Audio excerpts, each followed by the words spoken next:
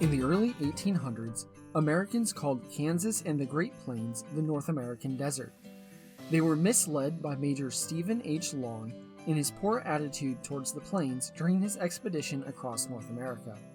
To him, the Great Plains were a boring, drab place. Today, many people share his view of this expansive grassland that historically rivaled the African veldt in terms of biodiversity. Sadly, Long's assessment was a prediction. We have wiped out most of our megafauna. Environmental historian Dan Flores called the Great Plains pre-manifest destiny, quote, one of the marvels of the world.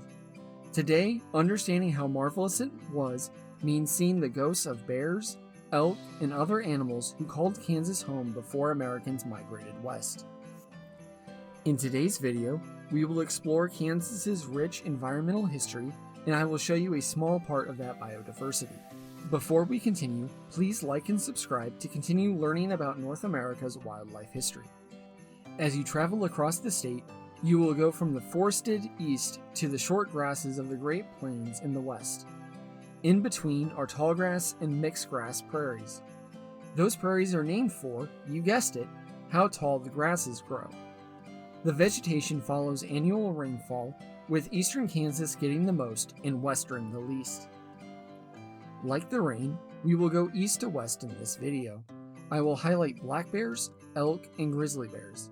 All three are species people don't typically associate with Kansas. In eastern Kansas, black bears were the largest predator. Historically, they occupied the eastern half of the state, while grizzly bears dominated western Kansas. Black bears are omnivores, so they eat a wide variety of nuts, berries, grasses, insects, fish, and other mammals. They were more widespread in eastern Kansas because the forest provided them abundant food and shelter. Unfortunately, black bears vanished within 30 years of Kansas becoming a state. The last official bears were killed in the 1880s, though they started disappearing a couple of decades before that. They were uncommon enough that when a bear was shot near Cottonwood Falls, Kansas in 1866, some locals speculated about where it came from. The Daily Kansas Tribune shared that story on October 10, 1866. Jonathan Wood and other citizens of Chase County chased the bear down and killed it. According to the paper, they didn't know where the bear had come from, which led to speculation that the bear was an escaped pet from, quote, somewhere up the Cottonwood. If bears were an everyday occurrence, I doubt there would have been speculation about its origin. Our next species was much easier to spot, and no one could confuse them for someone's pet. Elk were creatures of the Great Plains and called all of Kansas home.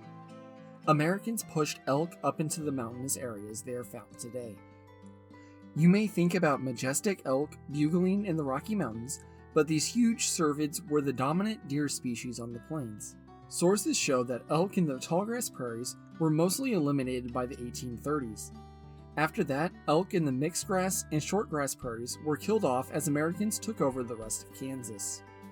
By the late 1800s, elk were officially eliminated in Kansas.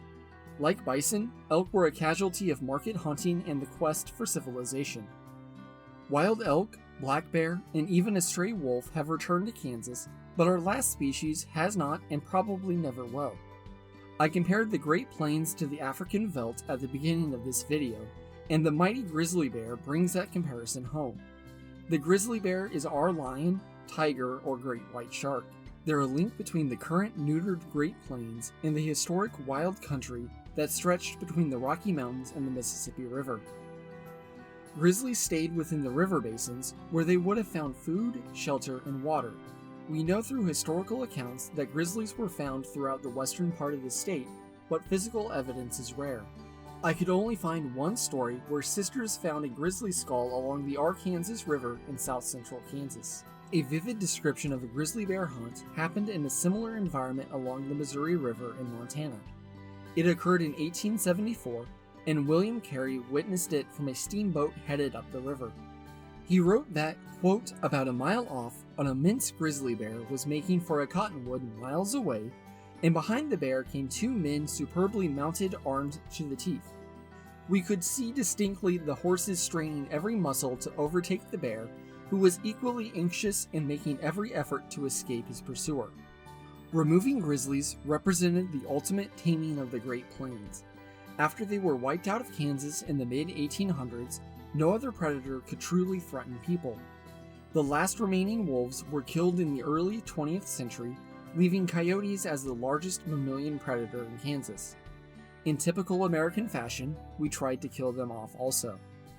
Every time one of these keystone species was eliminated, Kansas became quieter. We Americans took this once grandiose landscape and domesticated it to the point where it is almost unrecognizable in the 21st century. If you enjoyed this video, please subscribe to get notified when new videos are published. In February, I will talk about coyotes. Thank you for watching.